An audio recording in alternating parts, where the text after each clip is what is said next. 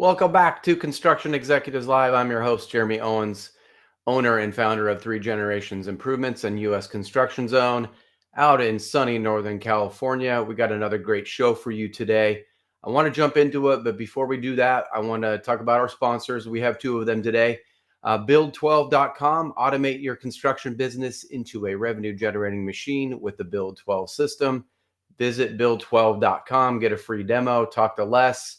I'm using the Build 12 system, like I've said many times, and love it. So get a demo, check it out. I think it's the fastest growing CRM right now in our industry. So take a look. Also sponsored by Builder Pay Pro. This is something that me and my buddy Matt helped create, and it is a construction payment platform. It's going to save you time, money, get you paid fast. You could use ACH. You can use credit card processing with no fees. You pass those fees on to the client. Take a look, builderpaypro.com, get a free demo, jump on a call with me, and I'll show you behind the curtain a little bit. In thinking about today's show, it's centered around accountability, overcoming fear, taking the necessary steps to better ourselves and our business. I have admittedly struggled in this area my entire career. It's so easy to get bogged down, to get in the weeds in our businesses. We always have the excuse that we're busy, and contractors typically are. I mean, it's valid to get busy and to get lost sometimes, but I think it's not valid for us to take a moment to pause, look at our business, reflect, center. I look back at your goals, see if you're on track. It just is so easy for months, years to go by without taking time to look at ourselves and look at our business. So I'm really looking forward to today's show because it's gonna center us and motivate us, and it's gonna remind us to take our eyes off the business sometimes and keep it on that prize. So with that being said, the title of today's show is Get in the Race: Resilience, Ownership, and the Courage to Start. Nick Klingensmith shares the raw truth behind his transformation from rock bottom to ultra endurance athlete and the mindset shifts that made it possible. We will dive into the power of ownership and radical accountability, why fear and self-doubt are signals, not stop signs, how purpose drives performance even in chaos, and what it really takes to build resilience in business and in life. And after being thrown out of a Las Vegas hotel in a drunken haze, jeopardizing his career and relationship, Nick Klingensmith had to make a change. A four-time cancer survivor, type 1 diabetic, recovering alcoholic with herniated discs, nerve damage, and sleep apnea, he defies it all when he finds obstacle course racing. Refusing to accept his limitations, he's completed over 100 Spartan races, 6 major marathons, several ultras, and scores of other obstacles and endurance events. As someone who has walked the path of sales professional, Nick is an expert in propelling other achievement-driven professionals and leaders to overcome fear and rejection and push past self-limiting doubts by inspiring them to take purposeful action towards their goals. Nick is a raw and passionate storyteller who holds nothing back when revealing who he used to be and the person he is now. Please help me welcome Nick Klingensmith. Nick, thanks for being here. Jeremy, thanks for having me. It's good to be here today. Yeah, awesome. Thank you. Well, let's dive into your story a little bit. I mean, it's a good one. It's you don't hear all of those things in one sentence very often. So tell us a little bit about your journey and why you're here today. I want to tell you, I guess it all started. It all started when?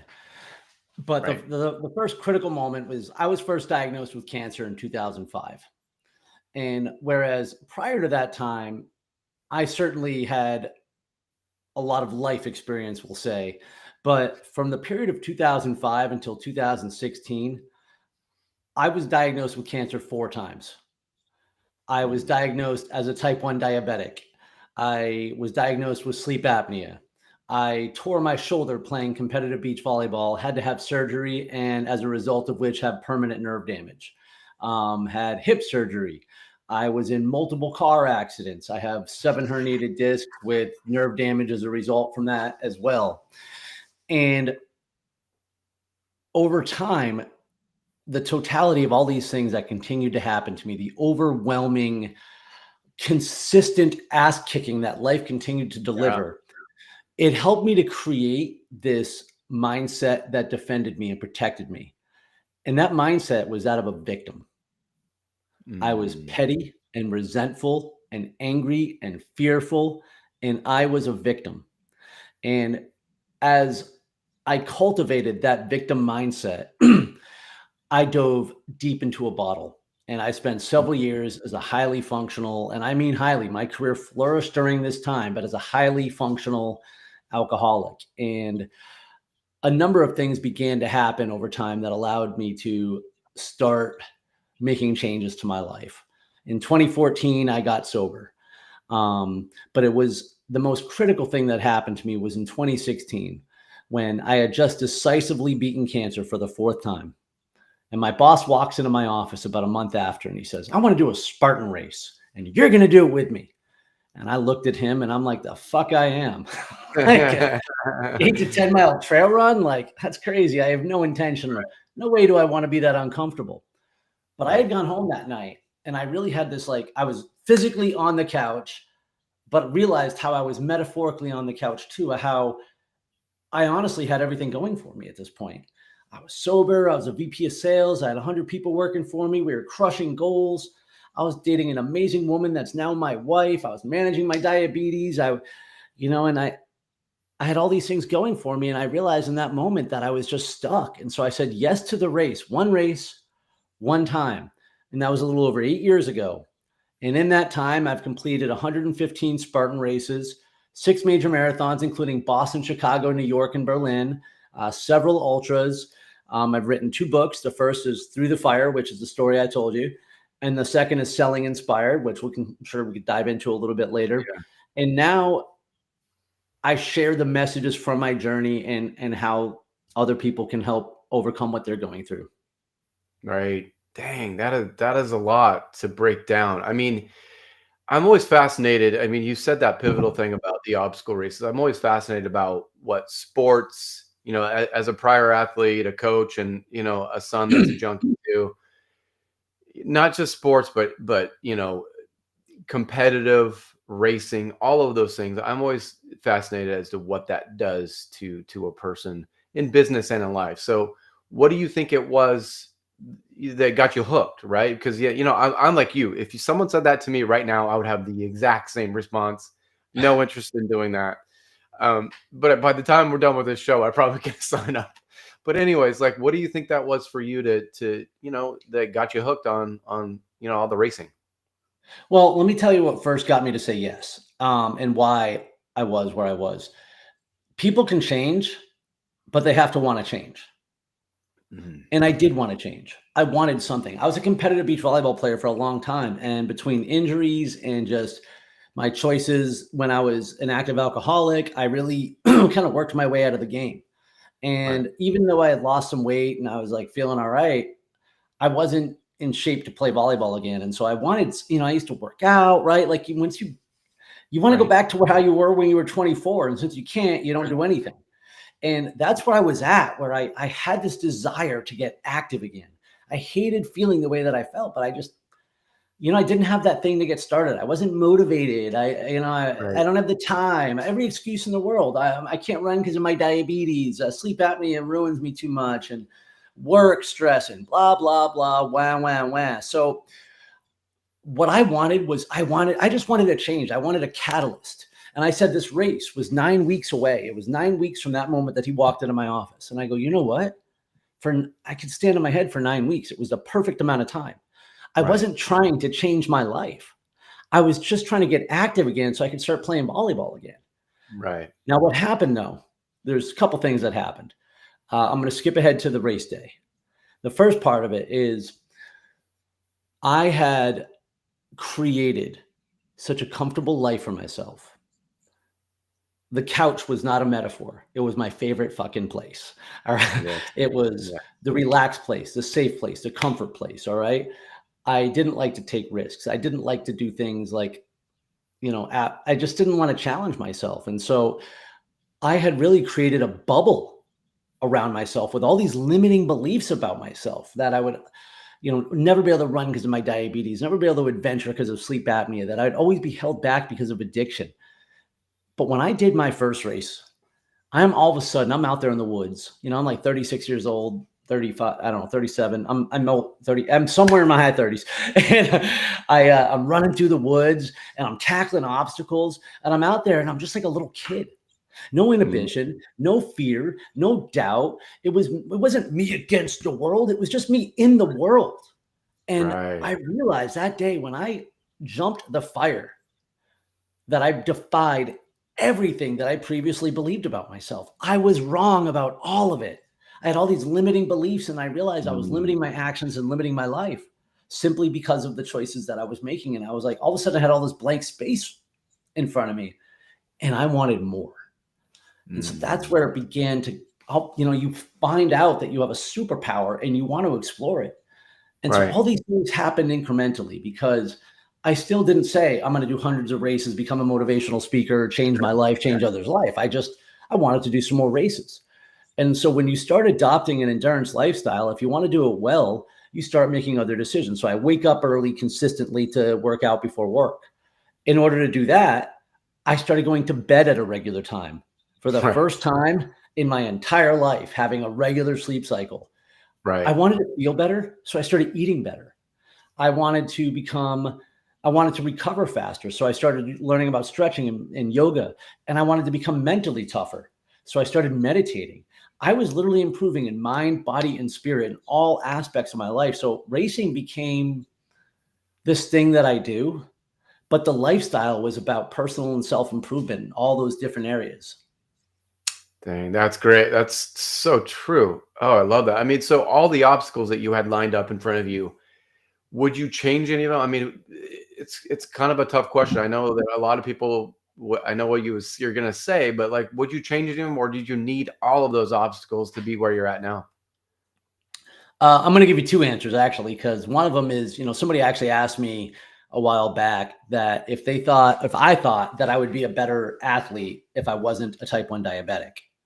And my answer was no, because if I Right. wasn't a type 1 diabetic, I would not be an athlete at all.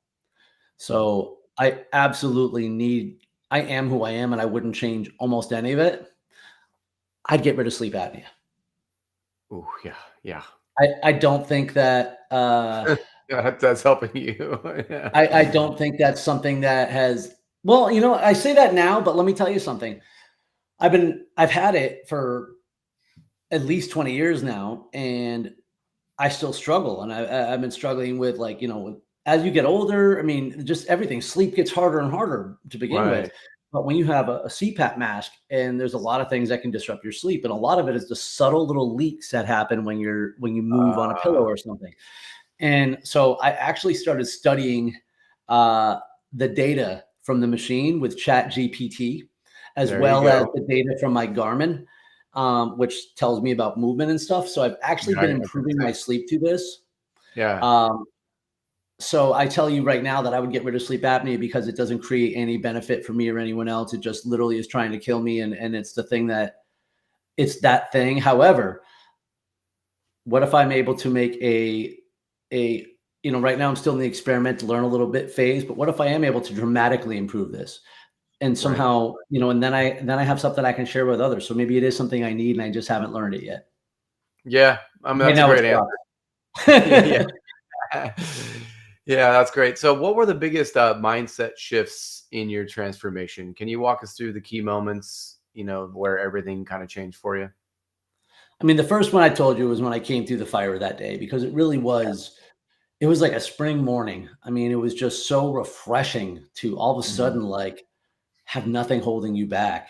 But I'm going to fast forward a little bit, where I told you I got into racing and then I started creating these good habits and I was feeling better about myself. And then it hit me, literally, the second car accident. I was hit Mm. from behind while I was sitting at a red light by a woman that was going full speed. And she flipped her car and went boom, boom, boom, boom, four times, like something out of the movies. I was in a Jeep, a lifted Jeep, which was badly damaged. I Obviously got several herniated discs and permanent nerve damage. That night, my cat of 12 years died. Mhm. And 10 days later, the lady who hit me died. Jeez. And all I was doing was sitting at a red light. The last thing that happened to her was me, and I felt responsible. And so now I found myself literally back on the couch, heartbroken, physically broken. Uh-huh. And I felt like everything that I had been doing wasn't real. I felt like it was all being taken away. And I felt like I wanted to give up, like I wanted to quit, like I was actively trying to quit. Just what does that really mean? Because Right. what happens is you start going to work. You keep going to work. So you keep taking showers, and I keep walking the dog, and you put food in the fridge. And so I can talk like I want to quit, but I'm not. And so I ended up putting another race on the calendar. And even though I was injured, I talk about this in my book. I learned how to do one-arm burpees. I trained one-arm push-ups, like all sorts of things, because I wanted to get back into it. But I was training and I was just flat. Like my emotion, my heart wasn't in it. And I was listening to this compilation on YouTube, a couple motivational speakers going back and forth about being a victim or survivor. Are you a victim? Are you a survivor? And I'm thinking to myself, what's the fucking difference? Yeah. People have been telling me my whole life that I'm a survivor. I started in 2005, but that's not even the first time I almost died. So people have been telling me that I'm a survivor my whole life. And for a long time, I was like, oh, yeah, I'm a survivor. But I'm like, what's the point? Just hanging on, waiting for the next bad thing to happen. I spent the last 20 Right. years in logistics. I was at a conference talking to a bunch of truck drivers and stuff and logistics companies. And I'm like, guys, what's the point of just showing up every day, waiting for the next bad thing to happen? We do not exist to survive. And I threw what I call a glorified temper tantrum. And I shit you not, I train outside. I was outside in my backyard. Back in the day, I used to live on the water. So my neighbors on the other side could hear this at 5 o'clock in the morning. And I basically just started screaming. I was like, because I realized in that moment that if you're the only way to be a survivor is if you're a victim. Mm. And I realized even though I had been sober, I started living a better life. I was doing things. I was getting physically active, like all that shit. I was still being a victim. I'm still standing there. Why me? Woe is me. Oh, this happened to me. And I got so sick of it. I just started yelling out loud. And the ultimate declaration is that I'm going to do shit that diabetics should not. I am going to live my best life and spit in the face of cancer every single day. I am going to help other alcoholics get sober because that's how I recover. I will not be defined by my adversity, but rather my triumph over it. And that right there was one of the key moments because I said that I will no longer be a victim. And that's how you stop surviving. But there was something that had to happen after that too. That was the mindset shift of saying where I'm taking personal responsibility for everything in my life. I'm not at fault for being a diabetic, but I am a diabetic. Right. The more I accept that, the more I take responsibility for it, the less power it has over me, the less power these other things have over me. I am an alcoholic. I don't say that for you. I say that for me because the more I accept that, the more I have power over it. I am no longer being a slave to alcohol. So when I wrote my book, when I first started the first book, Through the Fire, which was about, oh yeah, I'm sorry. I feel like I should put this moment out. After that temper tantrum, that next year, I completed 27 races, including the Boston and Chicago marathons, raised $10,000 for charity, and I proposed to my wife in front of the King Leonidas statue in ancient Sparta. We call that a comeback. So when I started writing Through the Fire, the first draft was like this 125,000 word ego manifesto. All right. It was like a movie poster with Jake Gyllenhaal and The Rock on the cover. So that second year I spent revising and just getting honest with myself because it was a cool look in obstacle sports and, some badass stories of resilience, but it wasn't honest. It just wasn't honest about who I was and what I was going through and what I was thinking. And so I really just had to drill into it. When I did that is when I began to see the pattern to it all. I cut out 37,000 words and I began to see a pattern and a purpose. And this was the other critical moment is that my purpose is to overcome every obstacle and inspire others that they can too. And that's it. So when bad things happen to me now, It's like a game. It's like Well, now I get to opportunity. overcome this Yeah. and then learn how to do it and help others. So those were the critical moments that led to the mindset shift. It was first I had to take responsibility for everything and then find a way to do something with it. And that's how we go from surviving to thriving. Yeah, that's great. That's a great story. So tell me a little bit about, so you've been through how emotionally, physically, how do you turn that, like you said, that you're no longer a victim. How do you turn that into resilience? And I want to caveat this with, like, I think, looking at my kids' generation and looking about the kids, they really struggle with this component, this resilience piece. Like when things happen to them, they're not very resilient. And I think if that's partly the social media thing. I think that's partly not being connected to nature, not having that thing that they do. Like for you, it's racing where your mind's free. You're a kid again. Those things are like kind of missing, I think, in a lot of kids' lives. So how do you turn that into resilience? And then how do you teach others to do it themselves? Well, number one, just because bad shit happens to you doesn't make you special and it doesn't make you tough. Mm, That's number one, because right. you're not resilient just because you're taking a beating. I thought I was resilient for a long time. I wasn't. I was resentful. It's not the same thing. Yeah. Being angry and being tough are not the same thing. And so I had to get over that. But to build resilience is you have to go through it to get through it. I mean, there was a friend of mine I spoke to yesterday who actually was like, "Oh man, I wish I was more like you." And I'm like, because he's going through it right now. And I'm like, dude, that's not, I wasn't this way then. Right. You have to go through it to get through it. And, it's funny. I have a guy that I coach. He's about 12 years younger than me. So he's not quite a kid, but, he's not almost 50 either. And Right. he commented once how he had not been through anything that I'd been through. He's like, I really haven't had to face much adversity. And so, you know what I challenged him to do? Go find some. Go find some. Go run into the burning building. Go sign up for a race. Do something hard. Fuck up your life. Like, actually Right. take measures to find difficulties. And it doesn't have, that's what I love about Spartan races, bro. I am a house cat.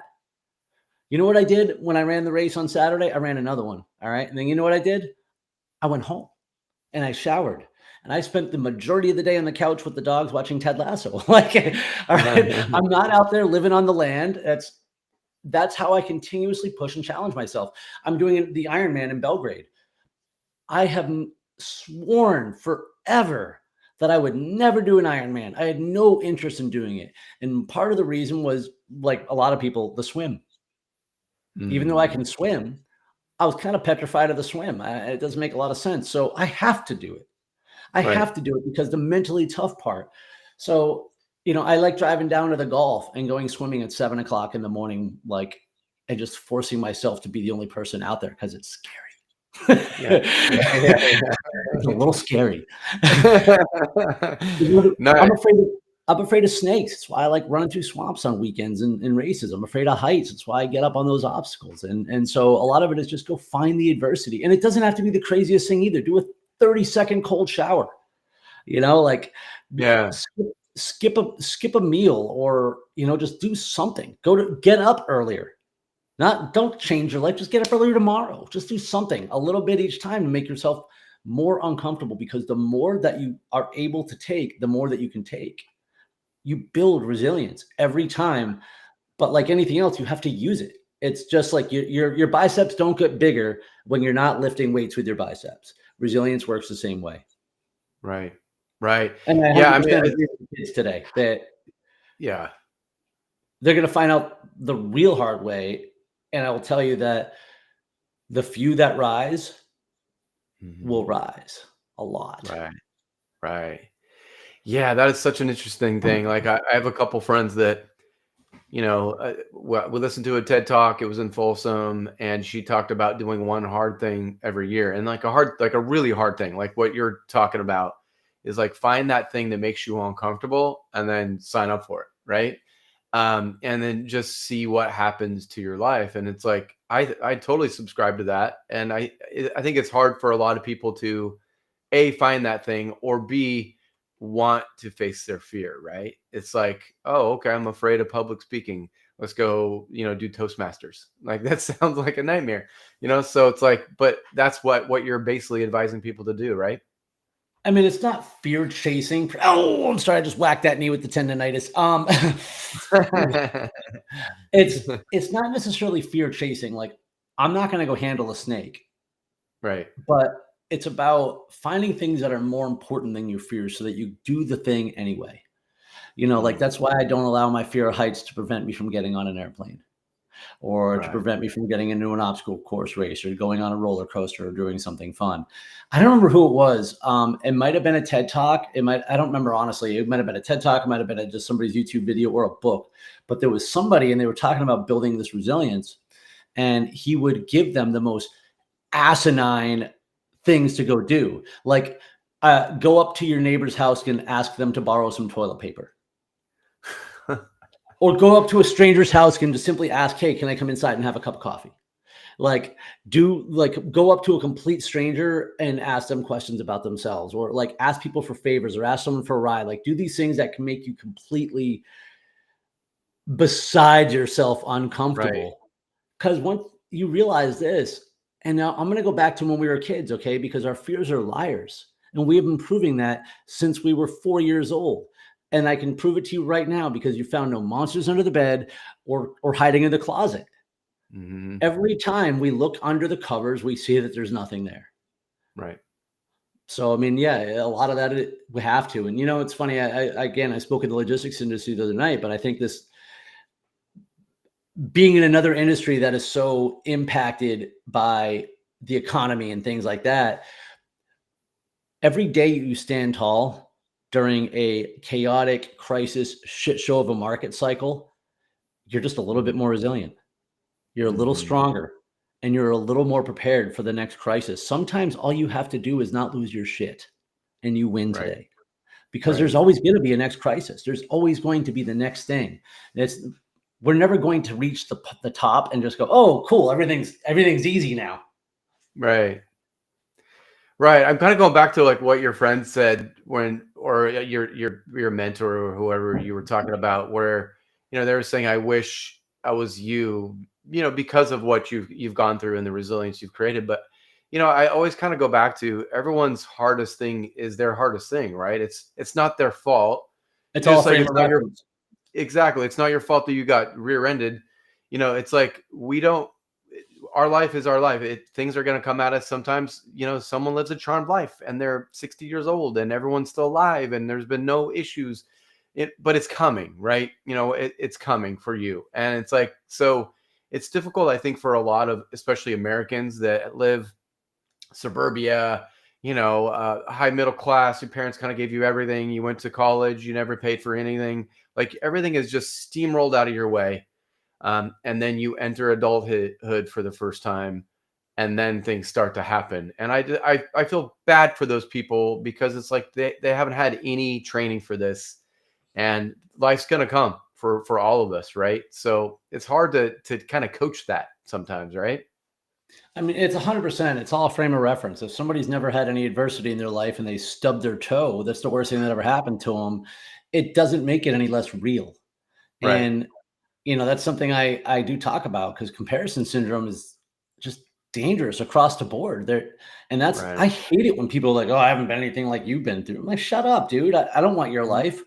Like, I don't know what right. you've been through either. And there's a saying about like if we all put our problems on the table, we'd probably all take our own back. And Ah, where I'll be honest, I've never met anyone else who, when they put their problems on the table, that I want theirs more than I want mine. So, I mean, everything it- is a frame of reference and I can take it. I mean, that said, it's like what I love, you talked in the beginning about sports in general too. right, Physical endurance training is mental endurance training. Obstacle course racing, endurance training, and I mean endurance, we're not talking about a mile. We're talking about things that take hours at a time. It requires right, problem solving. It requires the same like mental endurance and problem solving that you would in business and in life. It all comes down to what is the objective? What do I need to overcome to get there? Which usually comes down to skills, resources, or experience. Um, and then execute. How do I overcome this problem? And We were talking about a couple, the tendonitis here and the tendonitis there. You know how I Yeah. overcome most injuries? I wait for the next one. Yeah.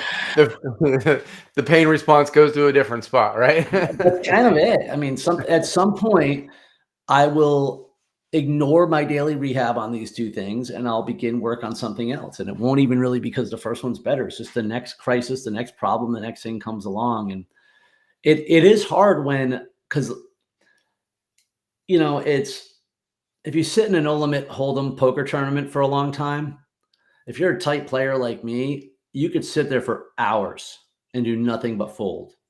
Right. And then all of a sudden you get four hands in a row that you have to play and they all beat on you. Uh-huh. That's life. Right. That's how it happens. It doesn't happen one bad hand here, one bad hand there. Every couple of years, we have no control over the timing. We have no control over the events. The only things, and nobody ever likes to hear this. They all nod their head when I say it, but they hate it. The only things we have control over are our thoughts, words, actions, and reactions. Every other thing, every other thing is beyond our control. It's possible that with our actions and so forth, we can influence things, etc. But you know what? Nobody ever made a decision based on my influence that they didn't want to make. Right. That's the decision. That's why blame is the most irrelevant thing in the world. Well, you did. It doesn't fucking matter what I did. You did Right. it. You took the action.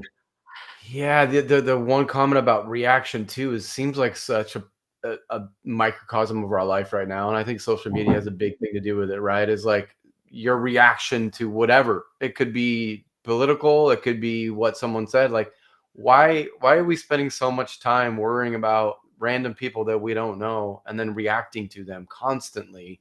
And like I don't think they have any idea what it's doing to their soul, right? What is that doing to you? Like it's hard to be a good person when you're spending so much time, trying to trash somebody online or being a bully. All that stuff is just crazy of life right now. I have a contrarian thought to that though. I think you give way too much credit to a button on the phone.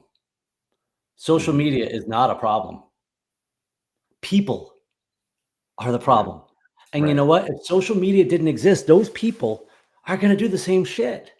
They're going to Mm. go down to the hair salon or the barber shop and they're going to find their own gossip and they're going to find ways to judge on people and pick other people. And they're going to find reasons to be jealous and create Right. false narratives in their head and new anxiety and new distractions. Nobody can make you press that button. Nobody can make you scroll. Its sheer existence has zero power over a human being. Right. We are responsible for pressing that button. So, Mm. you know what my social media looks like? It's all positive. I have Mhm. zero politics. Yeah. Zero. It is Right. positivity, it is racing, it is industry news, it is dogs because it's Right. my feed. So let's Right. stop making excuses for ourselves. If anyone listening right now, I'm tired of social media, it's so gross, and that's you. You Right. choose your feed. You make that choice. Oh, but isn't it petty if I delete people? No, it's not. They don't give a shit. They don't Right. know it. And Right. by the way, not for nothing, I don't care whose side of the aisle you're on. If Right. you Right. continuously post political stuff, you're gone because it's my nightclub. I Right. see what I Right. want to see. I think social media is one of the greatest things we have out there because it is a wealth of knowledge and information. Remember, I told you Right. I'm treating sleep with AI. Like I Right. learn how to fix injuries on Instagram. I find diabetic news or diabetic and meals and stuff like that on Instagram. Right. Like Right. the information's there if you want it. You're in the construction industry. I'm in the logistics industry. Twitter is a wealth of just information and stuff like that. Mhm. But if someone Mhm. chooses to go down a gossipy rabbit hole, that's your Right. choice. Right. Right. So Yeah. I take Yeah. a, You're I take totally a bit right. of a different opinion, and clearly I'm passionate about that one because I just think it's too easy for us to scapegoat shit. And someone's like, "Oh my god, I had to delete all the apps off my phone so I could be productive," and I'm like, "You didn't change anything. You're the Right. problem. You're still going to Right. be distracted. You're still going to be. You lack discipline. You don't have too many apps. You lack discipline." Right. Right. Right. Yeah, no, that's a good point. Customize your experience in life, and it's a lot more customizable than you think, right? Just like you said with the social media, you can fill your life with positivity. And I think that that negative rabbit hole just can take you down. And obviously it You're has right. It's massive there and health it's powerful. problems. Yeah. Right. Massive health problems. And So you it's talk a triggering lot of, because we all have I'm sorry, I was just gonna say we all do have things that we care about. I mean, I'm not completely agnostic. I can't like stop the first thing that pops up on the feed. It could be triggering, right, and I'll have to remind myself, right, this does not matter. Keep going. right. Yeah, exactly. Keep moving, keep moving. You talk a lot about personal responsibility and this extreme ownership. Like, what does that actually look like in real life, and how do we start living that way? Well, I mean, I just gave a great example of it because what I just talked about was personal Yeah, responsibility. sure. I Social am media. fully I'm 100% responsible for what I consume. That there is nobody to blame for content besides myself because I'm the one who's seeing it. Right. So it starts with that. Let me tell you the thing about blame is that it doesn't solve problems. It doesn't pay bills. Neither does excuses. Personal Mhm. responsibility means 100% ownership. And I'll give you an example where I was in logistics. Okay. And we were a brokerage. So we didn't drive trucks. Okay. We didn't wholesale. We don't manufacture. We were a connector of people and information. And so I had my crew, anybody who worked for me, they had to all agree to this. I guess we'd call it a mantra or something, but I said, may not be our fault, but it is our responsibility. We work in an industry where too much time is spent assigning blame and not enough time is spent solving problems. Who's Right. at fault only distracts us from solutions. And in our world, it's like, well, the driver screwed us. Yeah, but who's paying us? The shipper. Okay. And what are they paying us to do? Get it delivered there. Okay. What does this have to do with that? It doesn't matter. Fix it. Right. Right. Fix it. It's your Yeah. responsibility now. You said yes to the load, get it delivered. You said yes to a project, get it done. Oh, but these guys, well, then fix it. It's not Mhm. okay. There is no excuse in the universe that is okay for me coming up short. Right. It doesn't Right. mean that I'm expecting perfection, but there's no excuse that changes the result. So Right. another thing that drives people nuts, by the way, this is how I think I've gotten myself not welcome to various speaking engagements when I speak to employees, because when you're late to work, there's only one person responsible. You. Mhm. It wasn't my fault. It was an accident. I didn't say whose fault it was. I said who's responsible. You. Yeah. But there was a 7-car pileup and there was weather and there was traffic. I live in Florida. When isn't there? Who's Right. responsible for getting to work on time? You. That's it. Once it doesn't matter. A good boss is going to understand. Hey, I saw on the news it was a freaking crazy wreck. Like, Right. it's still your responsibility to be to work on time. It doesn't abdicate your responsibility. Oh, there was weather. I'm still responsible. It doesn't change that. Blame and fault have nothing to do with Mhm. responsibility. Right. I'm not to blame for being a type 1 diabetic. Mhm.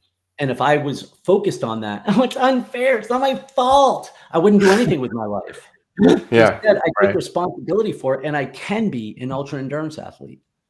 Yeah. It's real easy to, as a solopreneur, whatever you want to call me here, look at, and I'm just I don't know if any of us are in the financial position we want to be. So I'm certainly not.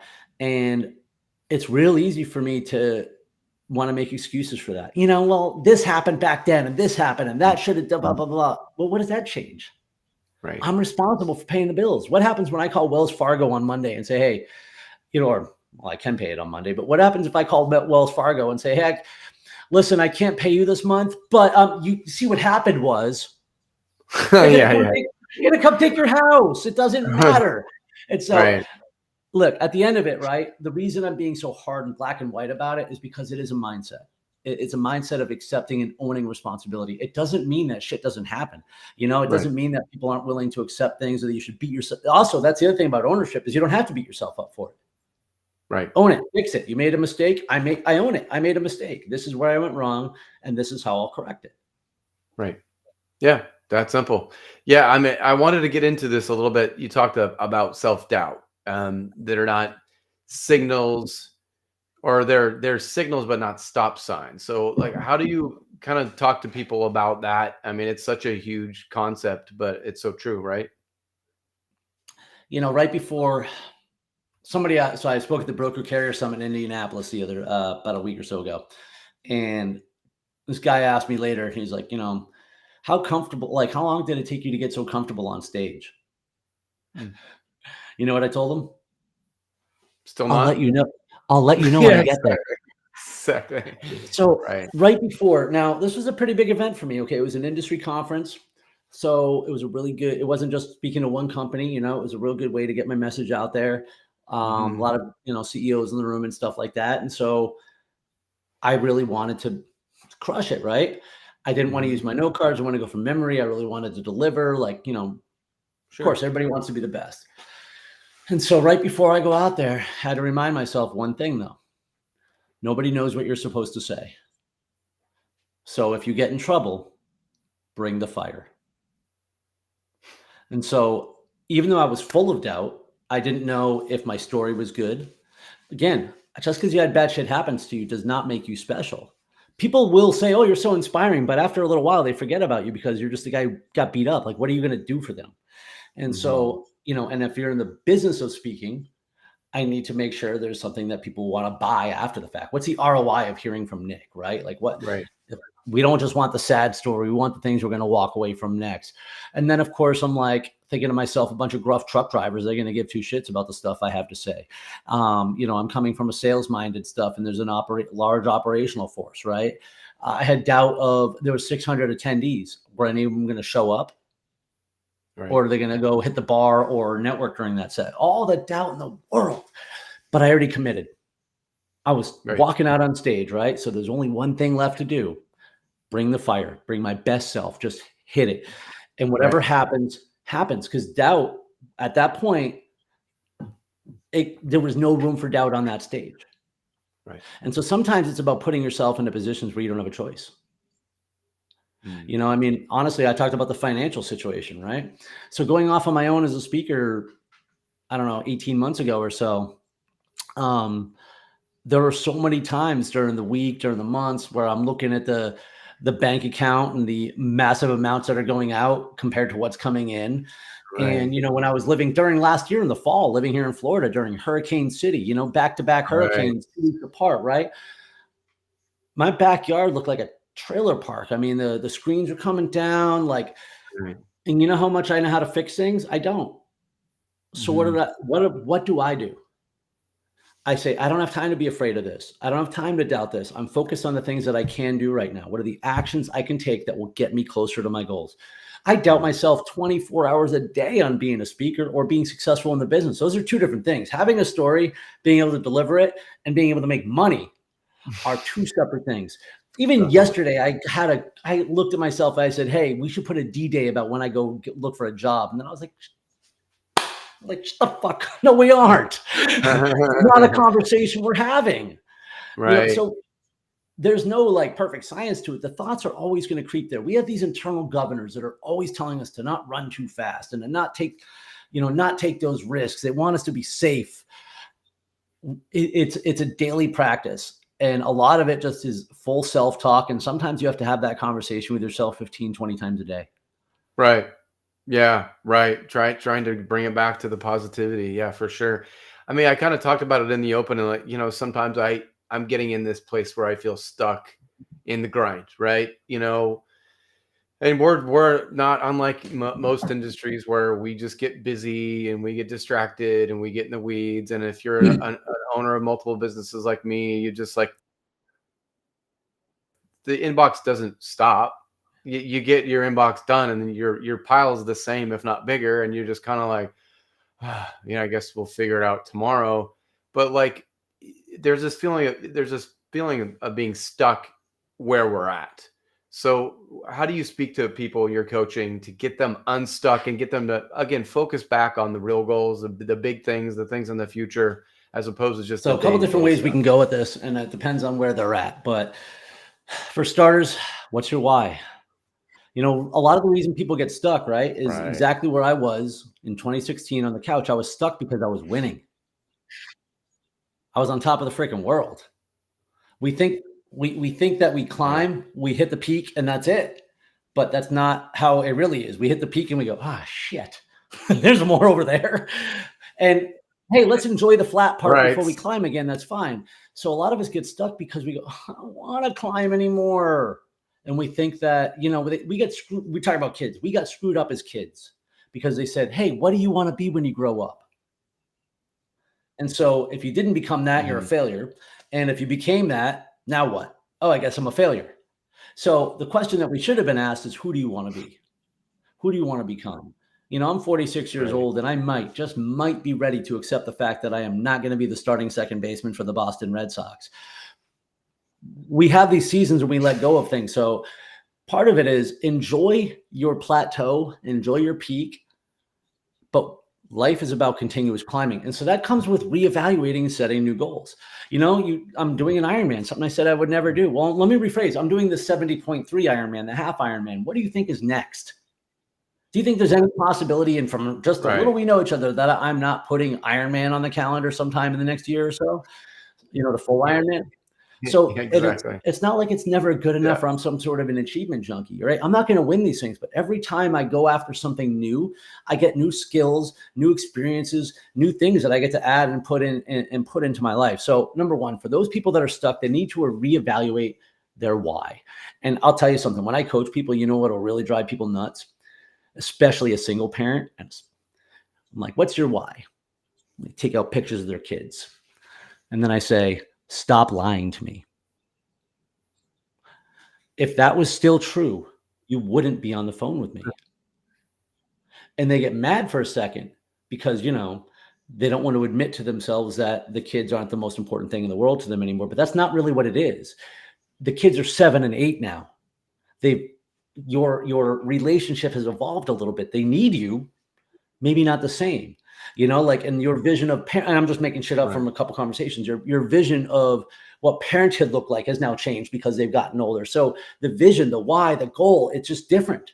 So reevaluate. It's not that they aren't that important to you anymore. It's just that our priorities begin to evolve. So we have to look and understand, what is that new vision? And I'll tell you what, anyone listening right now, if you think about this, your goal, your dream, your vision is not big enough. People don't dream like we used to as kids. They dream based on their lowest common denominator. What is the thing where's the area that I'm most stuck? And then I'm only going to dream as far as I can from that. That's the wrong idea. Dream is called dream. So, hey, guess what? I'm going to start a company where everybody gets to fly. That's the type of shit I'm talking about. It needs to be big. And before, it's like we laugh, right? But every modern convenience we use today, every single one, including the devices we're on right now, were once thought to be the unrealistic Right. dreams of crazy people. People were burned alive for Totally. suggesting such a thing would get to be used. So dream Sure. big. Right. Then once we get that idea of then we have to turn it into reality. And that's where it comes down to just take one. Just take one problem or one Mm. project or one thing or one goal or one objective. Just take one and break it down to the wildly Mhm. specific and stupidly simple action step. And what I mean by that, wildly specific and stupidly simple, it should be so stupidly simple that you feel stupid writing it down.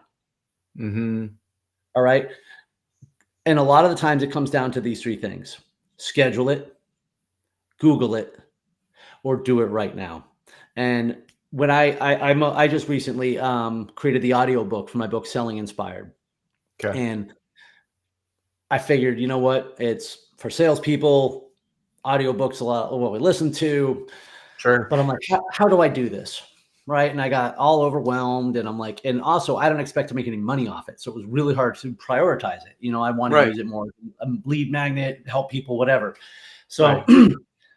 what I decided to do to get started on it is I scheduled 5 minutes that I would ask ChatGPT, how do I do this? Right. All I had to do was schedule it. And when it came down to the 5 minutes, I got on thing and I was like, hey, how do I do this? It took a minute. And so I just started taking the first step. Right. And next thing I know, I was like, okay, well, tomorrow I'll record chapter 1. And so, it took me about a half a day to record chapter 1, okay, which was like 6 minutes long. It took me 3 days to record the rest of the book. Just take one wildly specific and stupidly simple action step. And things like this, when you're avoiding travel or avoiding projects, right? Like, so this is on a personal level. Look, going to see my dad, who lives in one of the most complicated places in the world to visit. And I'm like, all right, you know what? Tomorrow I'm going to, no, today at 4 p.m., I'm going to look at flights. I'm just going to look to see what they are so I can say, hey, am I Right. going to try to get up there in July or August, or is it possible, whatever. Right. What do you think happened at 4 o'clock? Hmm. I booked the flight. Yeah. Just get it done. Right. Well, you're right there. But I Yeah. had to schedule it to do it. Right.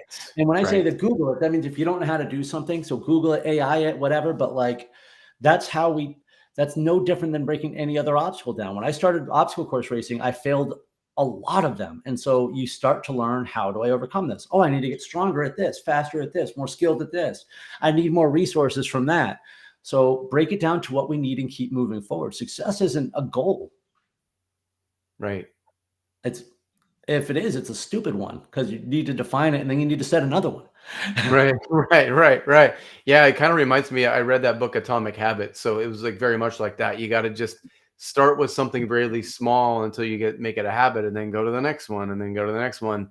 Because yeah, you have to chip away. It's like that end look may be like you said. It's a very big goal, but if you don't break it down into small chunks, it seems overwhelming at times. And I think like we talked about a little bit earlier. We get so this whole busyness thing, which fine is valid. How do you recommend people cut through the noise? Is it putting in your calendar? Is it what are some steps that we can take to break that down a little bit? Number one, we need to stop telling ourselves we're so busy. Yeah. The self-talk is confusing. I'm not saying you're not busy, but by telling yourself you're busy, you're even busier than you are. You don't think as straight. You're not as effective. You don't execute. Right. It becomes an inherent excuse for bad work. Right. So number two, it's about priorities. And this is going to be true in anybody's business. You can't be all places to all things, and you're going to fail if you are. So especially for those who want to grow their business, which I assume is everybody, even though a lot of people say they're in survival mode. I have a call in about an hour with a potential coaching client. They're in the trucking industry. All right. And so they've got a dozen trucks or so. And so they want to become more profitable. And so one of the first things I started asking them, I was like, where do you run your trucks? And she's like, we go anywhere. And I said, now, let me ask you again, because I was a broker for a long time. A lot of times, if I called someone who said they go anywhere, and I said, hey, I have a load going to middle of nowhere, North Dakota, you're telling me you'll Right. take it? She's like, well, I could start looking for. I was like, stop. You already know that's a not profitable area for you. The answer to that question Right. is no. We do not go everywhere. So what we Right. need to do is look at our areas of business. Okay, and I'm going to use business as an example. All right, you got five projects you're working on, 5 projects you're bidding on, right? Mm-hmm. The 2 projects that are the best that you have are the only type of projects you should bid on. Right. You don't have 5 bids. You don't need to do 4 of them. 4 of them are bids that aren't going to make you enough money. They're going to waste your Right. time. They're going to take Right. you off task. Do less. You want to be more productive? Do less. You want to be less busy? Do less, because you're going to do more. Where am I most profitable? I coach people one-on-one individually, and I'm going to tell you something. It's probably the most fulfilling thing that I do, but I am no longer going to make any outbound sales efforts whatsoever to find coaching clients, Right. because it's good business once I have them. Mm-hmm. But the amount of outbound work and time that goes into securing one is not worth it. Right. I'll go broke. So, and Right. not for nothing too, most of my coaching clients find me.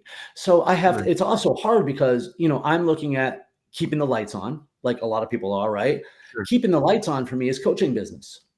Right. But here's the deal. If you want to stop living off scraps, you have to stop fighting for them. Most of the shit that people do who think they are too busy is stuff that is not productive. It is not going to add to the bottom line.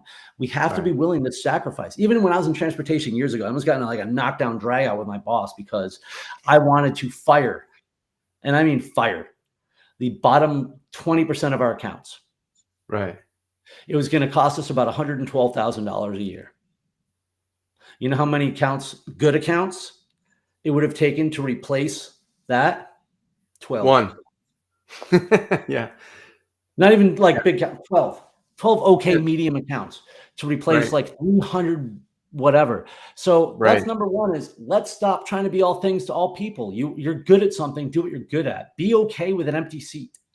Um, Right. and then apply Right. those things to the same areas of our life too. So where am I most productive? I am 100% focused on speaking clients.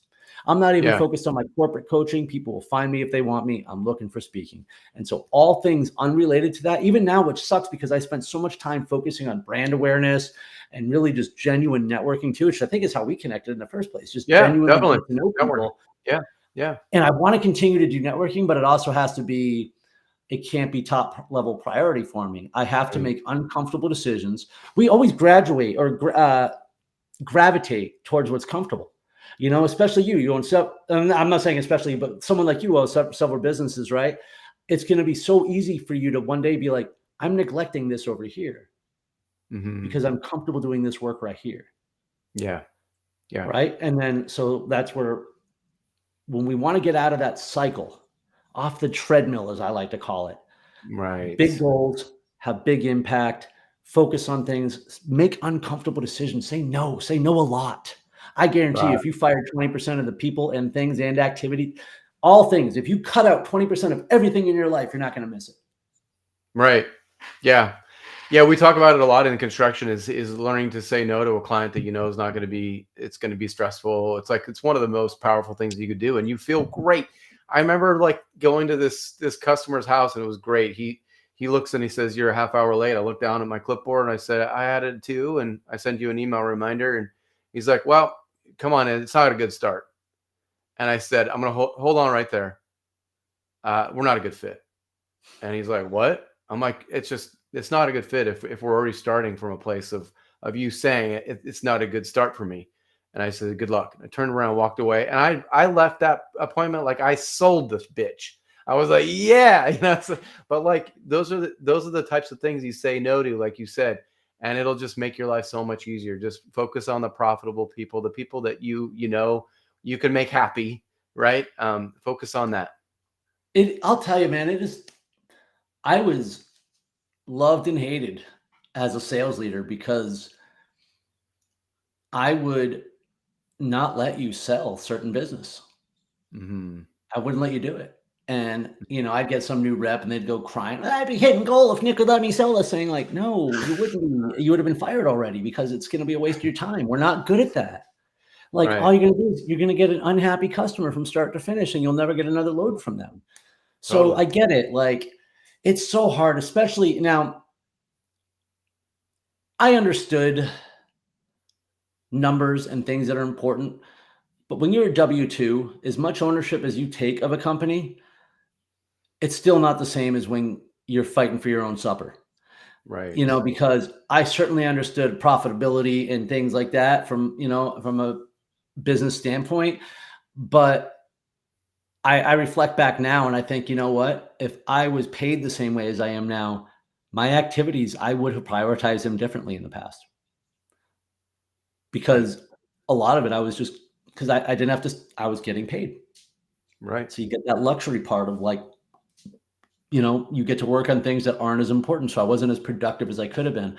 I will tell you this though, the also comes to the busyness. I run a time management class from time to time, and I used to do it when I was in logistics, and I've just made it more, I don't know, better now. But Right. I steal a couple things and from others, and one of which is the big rocks from. I learned it from Franklin Covey, and where you do your big rocks first, and then there's room for all the little rocks at the end of the day or Yeah. whatever. And nobody ever, we always want to start with the something simple, the something easy. Oh, that just takes a second. That just takes a second. Oh, I'm a multitasker, which are all a bunch of bullshit myths. And Totally.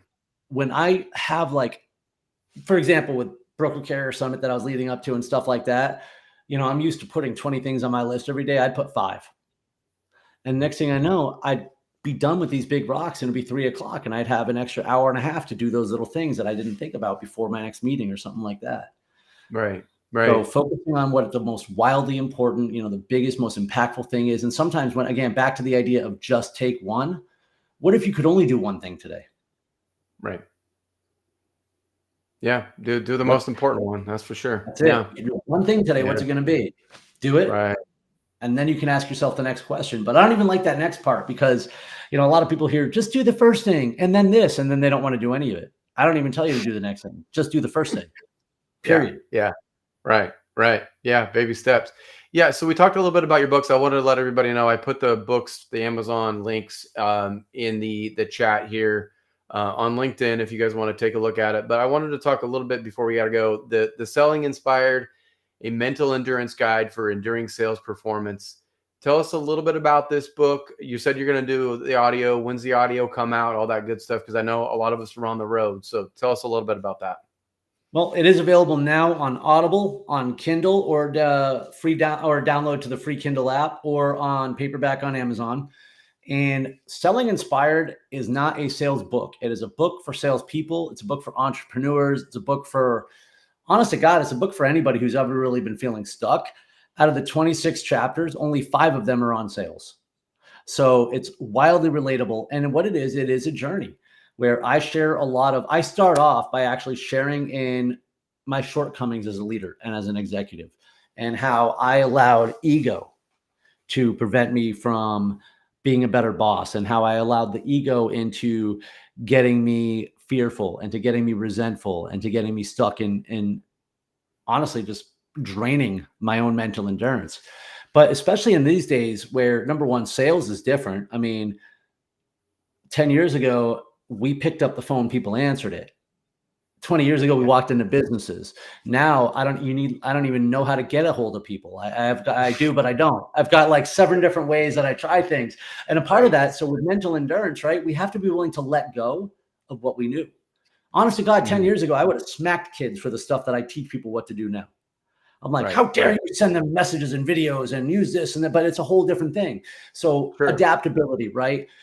Letting go of expectations, letting go of demands, a wild focus on personal responsibility. But also there's some very tactical stuff about setting goals, creating that big vision I talked about, and breaking it down into actionable steps. Because once we're there, we remove the excuses, we remove the fears, and we really ratchet up self-belief. Because the idea of selling inspired is to get you to just be inspired again, to just live inspired. Right? Like people buy from people buy from that energy. And when you live inspired, you sell inspired. I often tell people, so I see the cowboy singing the helmet in the back, right? I would tell you this, don't be a salesperson who likes the Cowboys. Be a Cowboys fan who sells, who's going to buy from, right? They're going to buy from that guy. So when I was in sales, I'm not a salesperson who does obstacle course racing. I'm an obstacle course racer and I do sales. That's the guy people want to buy from. So whatever it is that your thing is, lean into it. Find ways to get fired up and begin, because that's the point of that book, is to let go of the things that hold us back, which are all up here, and to find a way to fill it with the stuff that sets your soul on fire. And then there's a few sales techniques too. Awesome. Well, Nick, I can't say enough about this. Was such an inspiring and so needed for me personally. It just came at the right time. So thank you so much for sharing all of your thoughts, your experiences. I'm looking forward to kind of getting to know you a little bit better. And how do folks connect with you if they want to learn more about your coaching, about your speaking? How do we go about doing that? I am everywhere on the internet at Stride Motivation, but I have just been revamping my website, stridemotivation.com. So check it out, book a call. Let's chat. Awesome. Thank you so much, Nick. I appreciate you being here. Jeremy, thanks for having me, man. Yeah, you're welcome. Thanks again for being here. This has been another episode of Construction Executives Live. If you can do one thing today, put something on the calendar where you're focusing on the things that we talked about today. Find your why, find those big goals, take some time for yourself. You will not regret it. Your business and your life will improve. So I hope